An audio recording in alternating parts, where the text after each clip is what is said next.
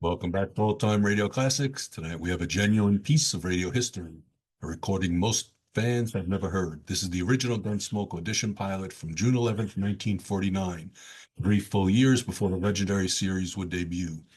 And here's where it gets fascinating. The Marshal is not named Matt Dillon. He is Mark Dillon, and he is not played by William Conrad. This version stars Rye Billsbury in a harder-edged detective-style Western that CBS ultimately felt was not quite right. The story itself is adapted from a Michael Shayne detective script called The Crooked Wheel. You can hear the noir influence throughout. A second audition was recorded a month later with Howard Culver, but contract conflict shelved the project entirely. It would take 3 more years before Norman Macdonald and John Meston discovered this forgotten pilot and reimagined it into the groundbreaking adult Western we know today.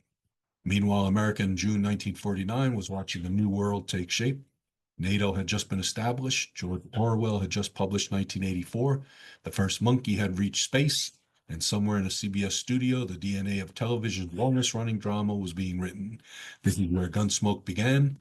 Mark Dillon goes to Gouge.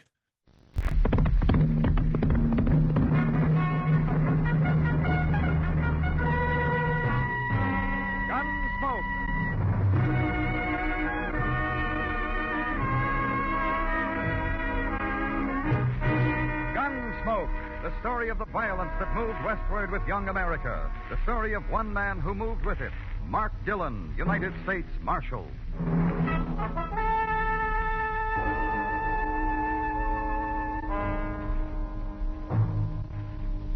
Oh, a man there lives on the western plains with a ton of fight and an ounce of brains, who herds the cows as he robs the train and goes by the name of cowboy. He was part of it. A singing saddle bum, a cowboy, a drifter. They all drifted here to Dodge City one time or another. It's the end of the track and the start of the wilderness. A dumping ground of odds and ends, beginnings, and leftovers. It's a place to stop and take the kind of pleasure you need. It's a place to pass through. Sometimes it's a place to die. My part of it was a sun-charred shack, rent paid by the United States government, and a marshal's badge furnished free. I was at the window watching the heat plump itself with Kansas dust and roll in towards the town when the door opened. Your name, Dillon? You're the United States Marshal? She was about 50. Hat, poke bonnet, dress, gingham, shoes, beaded Indian moccasins. I heard about you in Gouge. I said there was a steady marshal here. Been living for 6 months running. They've been lying to you. 4 months. They say you can break a man's heart at 50 yards. They say you and your gun's already done that. What's on your mind? I want you to saddle up and get down to Gouge. Why? My husband. My husband owns the White Buffalo. Roulette, music, drinks. They say the roulette wheel's crooked. Look, ma'am, half the roulette wheels in the West are probably crooked. Maybe. But in Gouge, they kill a man for running a crooked wheel. Well, look, ma'am, I don't... Abigail Contrarius, that's my name. Yeah. Well, Mrs. Contrarius, you don't need a marshal. You need an honest husband. That wheel's no more crooked than you are. Leastwise, from all I hear about you. If it was, I wouldn't take none of the money's won from it. Oh, sure. Don't shore me, Marshal. The money don't just mean money to me. It means books for Indian kids and writing stuff, slates and all. Oh, missionary. Huh, me, with a gambler and a philanderer and a toper for a husband. I teach Indian kids, that's all. Teach them to behave and a little learning, that's all. That's good work, ma'am. These towns could use more people like you. Never mind that. If I don't get help, those kids will go back to their wild ways and I'll have a dead husband. You coming? Do I have to ride that mule some more? Ride it back to Gouge. I'll be along. Make it soon, Marshal. There'll be a convulsion down there if you don't. It was night when the town of Gouge came out of the wilderness and beckoned to me like a painted, skinny hag. If Dodge City had a tougher sister, this was it. I rode up to the White Buffalo and started to tie my horse to a hitching post whittled to the shape of a Pawnee girl when... Suddenly, the gun in my back told me I wasn't alone. You won't like it here, Marshal. Pretty as it is, you won't like it. No? No, and, don't turn around, Marshal. I'm shy and I'm modest and I embarrass easy. Isn't that so, Harold? You see? Harold thinks it's so. Harold had his tongue clipped. Apaches. Maybe it was too long. Oh, now, that's not a genteel thing to say to Harold, Marshal. He takes offense. I'm new here. Back in Dodge City, the etiquette's a little more formal. Then go back to Dodge. We're very happy here in Gouge, like little birds. You could spoil it. I was invited. Special invitation. Well, the party's over. Now, Hal, now! Something lashed out across my skull. A bead of glass splintered my brain. From far, far away, I heard some words. Like I said, Marshal, you won't like it in Gouge. I wanted to kill him, but I couldn't. I didn't know who he was. I hadn't seen his face. But I knew what... Smoke! A crazy giggle. When I opened my eyes, I was in Gouge's dirt. I picked myself up and waited till the town stopped its dizzy dance. On its third time round, I spotted a horse trough. I stuck my head in to get rid of the blood on my face. I finally pushed my bones through the swinging doors of the White Buffalo. It was the usual kind of place, like Mrs. Conrad had said. Roulette, music, drinks. I got halfway across the floor toward the bar. Then I saw her and heard her. Slender, hair molded black, and something profane and exquisite distilled into her features. She looked at me, and when she spoke, it was as if she hadn't quit singing. Buenas noches, chico. Oh, a Marshal. A Marshal with a new scar and a muddy badge. You buy a drink, huh, Chico? Here's $1. Buy yourself an egg. Where can I find the owner? Over there by the poker table. The goatee and pompadour. Thanks. Hasta la vista, Marshal. Yeah, I'll be seeing you. Your name, Contuarius? See. Oh, the Marshal from Dodge City. Oh, you have the look of a large headache, senor. Yeah, someone else besides you and your wife was expecting me. Oh, muy my bad. It wasn't good. So I see. But I'm glad you have come, Senor Marshal. Look around. You see my place?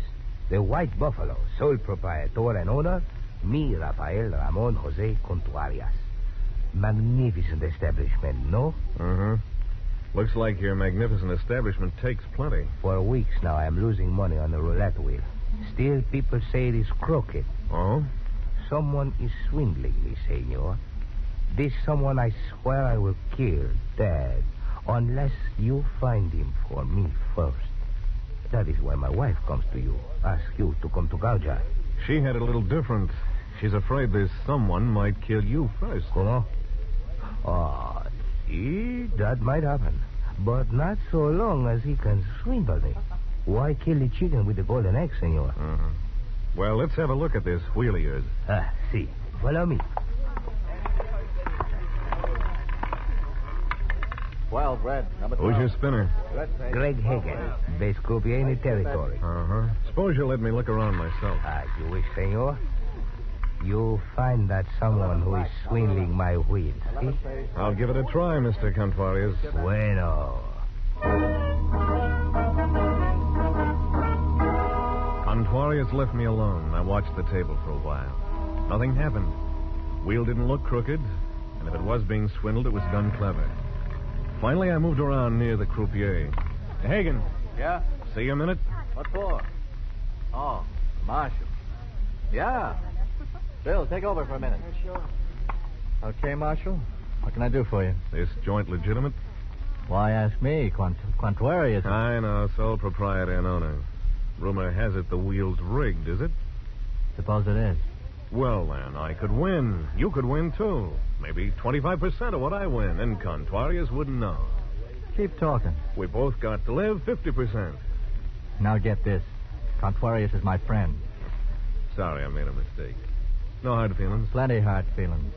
I think I like it better back at the table. Look around yourself. Make up your own mind about the wheel. So I did. Mostly I hung around the roulette table. As far as I could see, the wheel was giving the house and the customers an even break. Just about the time I started to walk away, 2 new players came up to the crowded table. One pasty face, handsome, and a weak chin sort of way. The other, a big, silent hulk of a man with a drooping lower lip. They didn't seem to be together or even know each other. On the next spin, the ball fell into 29, bounced out, rolled around 13. Finally, settled in 00. Just as it did, Pasty-Face reached out and put a $100 bill on 00. Greg Hagen, the croupier, looked up and spoke soft but fast. Sorry, mister, you placed your bet after the ball's settled. The house can't accept it. I had that $100 down before you started to spin. Pay me off. Sorry, mister, the house says you take back your money. Pay me, brother, before I make brush out of this joint, and you first. Any trouble, Greg? Yeah, this man placed a bet after the ball dropped. He's crazy. I had the bet down at plenty of time. So sorry, senor. The croupier is always right. Take your bill from the table. And if you please, get out. He did. Fast. Too fast. As he went, I started to remember his voice. I'd heard it before. It was the voice behind my back when I first hit town. And all of a sudden it made sense, and I knew I'd found out one way the Spaniard was getting rooked. Pasty-Face and the Hulk were a team. When Pasty-Face picked up the bill, there was a blue chip under it on 00, and the house paid off to the Hulk. All according to Hoyle, except for one thing. The Hulk hadn't placed any bets. It was a good stunt. There had to be more to it than that, so I gave Contuarius a nod and followed Pasty-Face as he left. I got out of the casino just in time to see him disappear around a corner. I took it easy. Polite and easy. And a bullet nubbed the dust at my feet. I ducked into the shadows and whipped out my guns.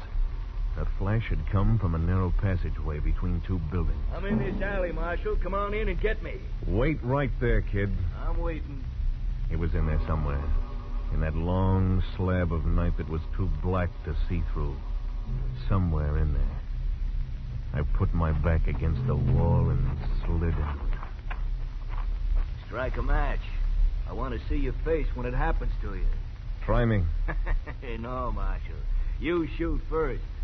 You'll miss. You know that, Marshal. But I won't, because your gun flash will tell me where you are. Real clever. And that was clever what you did back at the White Buffalo. Honest, Injun? Now tell me about it. You and your friend. That was Harold, huh? A giggler with a talent for pistol whipping. Tell me some more about it. You throw down a $100 bill with a blue chip underneath it after the ball drops. You get yourself thrown out. Harold collects 35 to 1. Did Harold do that? Oh, Harold, did you do that? And there he was, framed in the entrance of the alley. I was caught between them, Pasty-Face and the mute called Harold. The big guns in Harold's hands turned over and over. His face held all the evil in the world. You all right, Harold? Take him! He was shooting waist high along the wall. And he was getting close. There was only one thing to do, and I couldn't miss. You got Harold, Marshal, but you made a mistake. Your gun flash gave you away.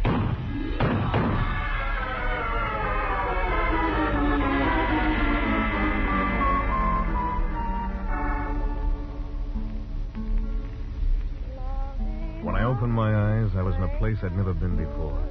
Kind of cottonwood clearing. I'd eased the wound in my shoulder, and from across a smoldering campfire, I saw her. The girl from the White Buffalo. A morning sun lighted up the features of a man at her feet. It was Senor Rafael Ramon Jose Contuarius. And the bullet hole in the middle of his forehead gave him an extra flourish. Now it was Senor Rafael Ramon Jose Contuarius deceased. And the pretty senorita was singing a love song.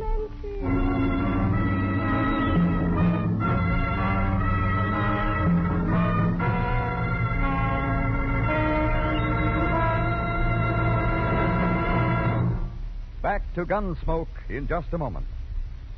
Combining modern detective methods with secrets of the mysterious East, the Green Llama offers CBS listeners a new thrill now on Sundays.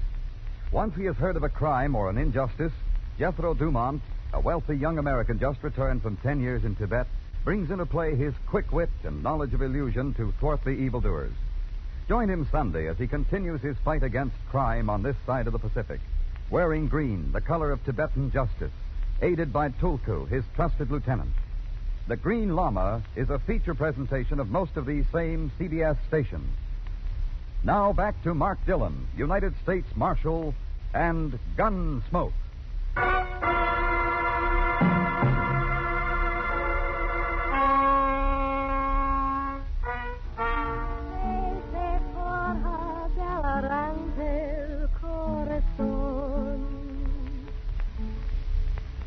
slept long, Chico, without dreams.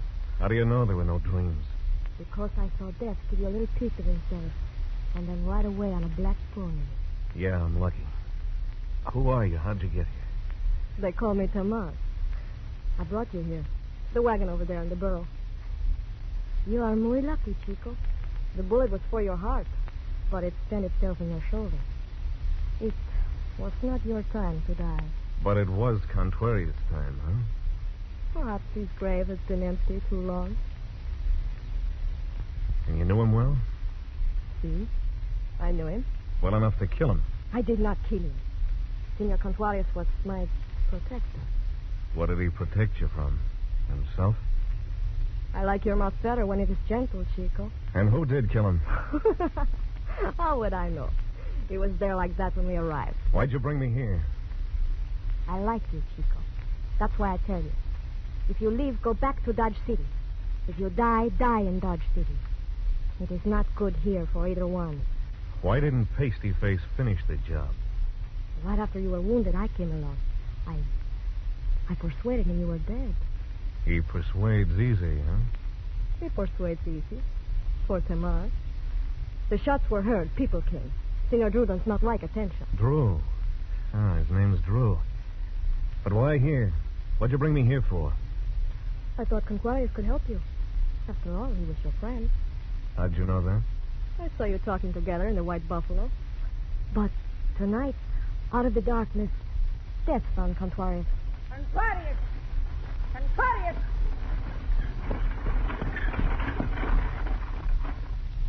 Where is he? Where is he? Answer me, woman, or I'll horsewhip you within an inch of your life. There, Senora. Hello, Marshal. Enjoying yourself? Get up, Contrarius, get up. He's dead, ma'am. You shouldn't be lying there on the cold ground. I'll lift him into the cart. I will help you, Senora. If you so much as touch him, I'll kill you. Come along. Contrarius. Give me that blanket, Marshal. You won't need it. Sure. Here, ma'am. You're pretty strong to lift him by yourself. I've done it before. You're hurt, Marshal. I'll be all right. You can come too if you want to, Marshal. I'll take you back to town. Yes, ma'am. I didn't think she'd make it, but she did. Somewhere on that long wagon ride back to town, she squeezed a tear onto her cheek. Just one tear, but for Mrs. Contrarius, there was a major emotion. The sun was doing its best to char the wood frame buildings when we hit Gouge. All right, Marshal. Get out of the wagon. Why bring me back to Gouge just so I could pick my own gutter? That door. That shack door right over there. Try it. Get up.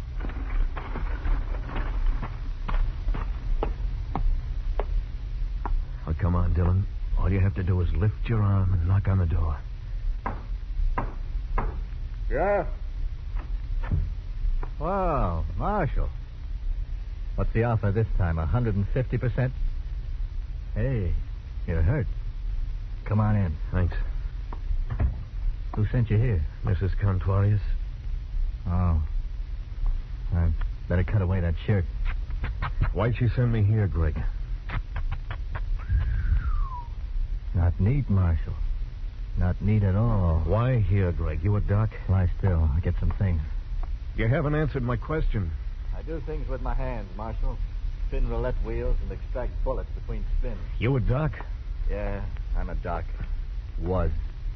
Had a shingle. Shiny one. And they said I couldn't have it anymore. They had a word for it. Malpractice. They said I did something. What are you looking at? That roulette wheel on the table over there. What's the matter, Greg? Don't you get enough practice at the White Buffalo? You want this wound fixed or not? Yeah. Yeah, sure. Say, Greg. Yeah? I once heard about a croupier clever enough to spin a wheel and drop a ball into any slot he wanted. Hit it about once out of 5 times. Not bad. Once in 4 is better. What about him? I could mention it to Mrs. Contrarius. Round up you and Drew and go back to Dodge City. Drew? Pasty-face guy. The guy who pulled the fast trick with the chip and the $100 bill last night. I didn't know him. I refused the bet, didn't I? Yeah, that's what doesn't fit. I'd stop worrying about it if I were you, Marshal. I could keep this wound open and let it bleed. On the other hand, you could take the bullet out. Yeah, I could do that. And I'd owe you something. I wouldn't have to remember you to Mrs. Contuarius. It's like this, Marshal. First, I just wanted to tame the wheel. Then it got out of hand. Tamar have anything to do with it getting out of hand? What do you know about... I'm ready to take the bullet out, Marshal. You're going to keep what you know to yourself? Take the bullet out. I'll bite my lip. Yeah, do that, Marshal. It's a nice pose.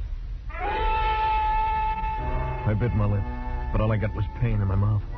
I didn't need that. There was enough pain. There was a pain that was painted in red, and it couldn't decide whether it was a flame or an icicle. When I woke up, Greg was talking to someone. It didn't take long to recognize the voice. You should have let him die, Chico. You will only cause trouble. He's got nothing on me. Only trouble I got is you. Every man in town. You couldn't even leave the Marshal alone. Mia, you're crazy. I found the Marshal in the cottonwood clearing, like I've told you. He was there when I came. Yeah. Keeping your little rendezvous with Contuarius. I warned you, Tamar. I told you if I ever caught you with Contuarius again, I'd kill him, and I did. I'm sorry I heard you say that, Greg. Don't be sorry. Just leave town. I could have let you die. I'm going to take you, Greg. But first, I'm going to give you some advice. Yeah? Get rid of Tamar. One of her stories is bad, either the one she told you or the one she told me. Don't listen to him, Chico. She told me she brought me to the cottonwood clearing, persuaded Drew that I was dead. If that's true, then it follows that Drew's cutting your time the same as Contuarius was. You can't kill everybody Tamar takes up with. The Marshal talking through his wound, Tamar? He's delirious. He's lying, Craig. I found him in the clearing, as I told you. Well, Greg, who do you believe? Me or Tamar? Get out, Marshal. Get out and leave town. Can't, Greg, not yet. Gotta take you. Also, there's a personal matter to attend to. I could have let you die, Marshal, remember? Yeah. I'll testify at your trial. Kill him, Greg. Kill him now. Shut up. You know, Tamar, you've got too many friends. It's a lie. Everything he says is a lie. Maybe we'll stay one more night in Gouge. Just one more night. That's all we'll need. No good, Greg. I'll have to take you. With your shooting arm and a sling, I don't think so. I'll gamble on it, Greg. Want odds? I got up and left Greg's shack. He didn't try to stop me. One thing about Greg, he wasn't afraid of me or anybody else. I went back to the White Buffalo and waited. About an hour later, Mrs. Contuarius drove up. She was wearing black. She'd just come from her husband's funeral. Lend me your good arm, Marshal. I don't want to rip this dress. Yes, ma'am. There you are. Was it a nice funeral, ma'am? Yes, Marshal. The kids behaved real nice. You've done a good job on them, ma'am. Thanks. Come in and have a drink, Marshal. You look peaked. I followed her into the casino. In an hour, it began to fill up. I hid myself behind the stairs where I had a clear view of the roulette table and waited. About 8, Tamar walked through the door. Tamar in a dress of red. Tamar buckled with silver. She strolled over to the table and put some chips on the black as Greg spun. There was no sign of recognition between them. 7 black, 7 pays black. Hit it about once out of 5 times. Not bad. Once in 4 is better. What about him? More times than she lost. After a while, she stopped playing colors and switched to single numbers, 35 to 1.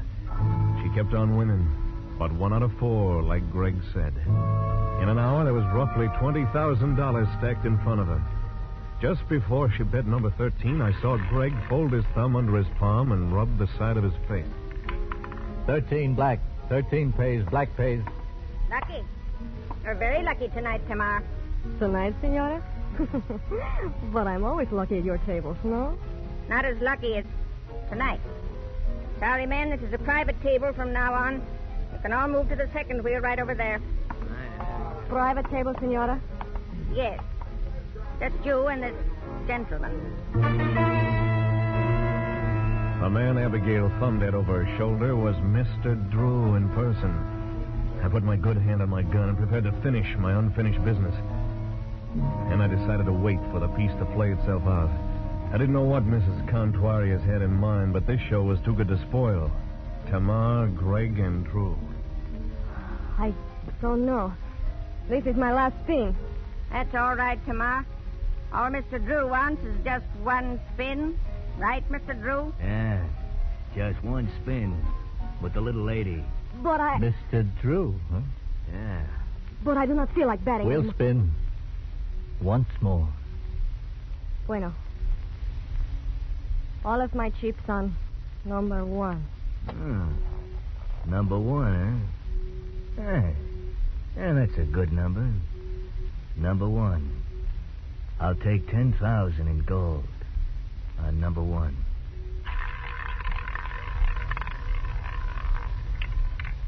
Three red. 3 pays. Red pays. Why, you double... No!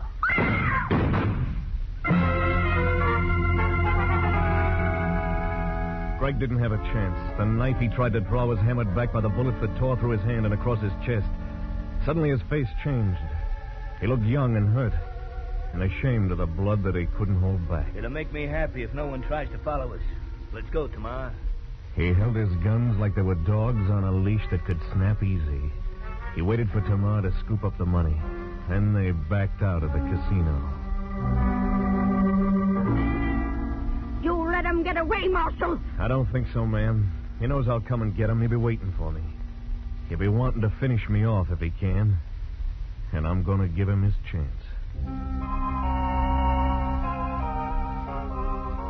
I figured there was only one place to look.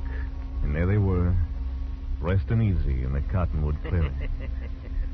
I knew you'd have to come after me, Marshal. You're funnier than an actor. I saw one once in Dodge. You're funnier. Maybe you laugh too easy, Drew. Like you kill too easy. A marshal with a gun arm and a sling chasing a killer. Go away, Marshal.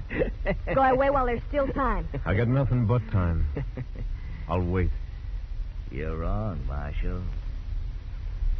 You've got no time at all. Yeah?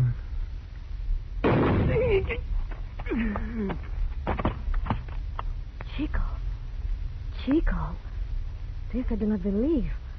It is impossible that someone could shoot faster than Senor Drew. And with your left hand. Oh, Chico, you're so very quick with your gun.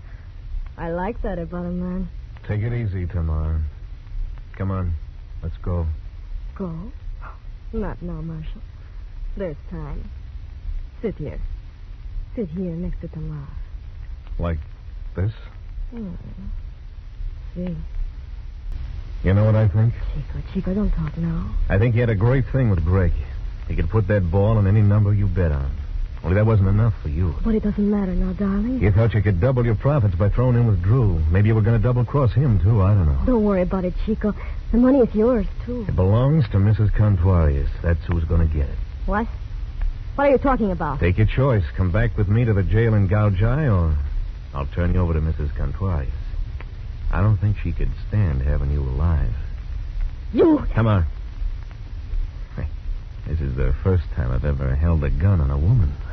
Chico, surely you are playing with me. You're an accessory to murder, Tamar. We'll go away together. You and I. Mexico, New Orleans. Listen to me, Chico. You and I. Let's go, Tamar. Listen to me. There's plenty of money, yours and mine. Listen to me. Listen. She put her arms around my neck and her lips close to my ear. And for a long time,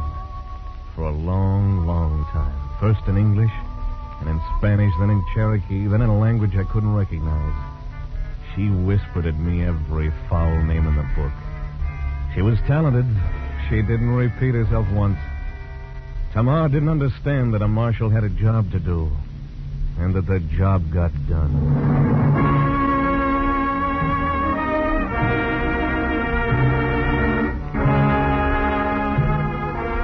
On the way back to Dodge, I came across a cottonwood clearing I'd never noticed before. I rode down into it. A small animal scurried off a log and lost itself in the shadows. And I was alone. And for a long time after that, I thought about Tamar. He'd given her guitar, but I knew she wouldn't be singing much longer.